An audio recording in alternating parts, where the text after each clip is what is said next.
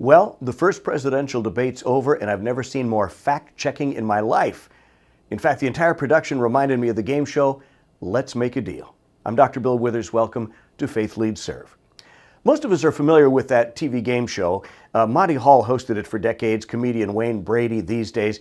You also might remember that last segment of the show called The Big Deal, where the contestant could trade what they had for what's behind door number 1, door number 2, or door number 3.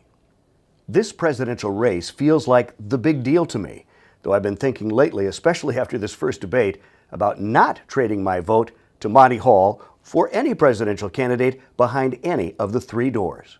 And here's my thinking, especially after this last debate. I'm toying with the idea of leaving the presidential part of my ballot blank. You can do that. It won't spoil your ballot. The rest of your votes count. Here's my thing. The lines in the sand for me are electability and integrity, but more importantly this time, integrity, leadership integrity.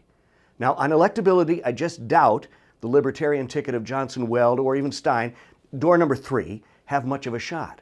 And though many people are going to do this, I don't want to vote lesser of the 2 evils as my presidential voting strategy on Election Day. Like we need to verify with fact checkers who lies or embellishes the least. No, think about it. My vote is what I hold in my hands, and November 8 is the big deal. And it's my right to trade it behind one of those 3 doors or keep it. And for me, I'm having trouble getting past the integrity piece for either of the 2 frontrunners. So I might just keep my presidential vote and not trade it for what's behind the 3 doors. Now, to be clear, you've got to do your homework and vote. Make an informed vote based on your views, your conscience. In fact, Gallup just released a study this week suggesting that 7% of all Americans are already less likely to participate in the general election, particularly young voters. Eric Liu used to serve President Bill Clinton as deputy assistant.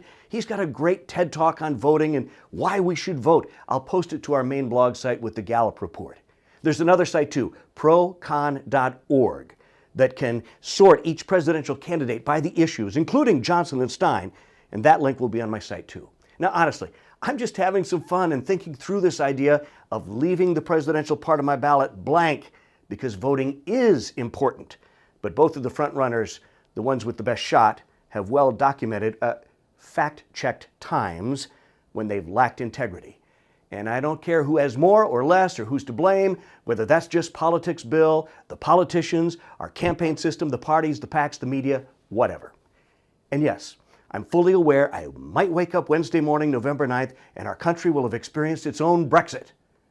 Or we could make history with our first female president, but either way, I have to follow my heart and my conscience on Election Day, and you do too. You know, back in the day when announcer Jay Stewart would open Let's Make a Deal, at the very beginning of the show, you would hear him say something like this. And now, here's America's top trader, TV's big dealer, Monty Hall. Trust me, what we saw this past week was hardly a presidential debate, and to me, it actually felt a little bit more like a game show. I'm Dr. Bill Withers. That's Faith Leads Serve. We'll see you next time.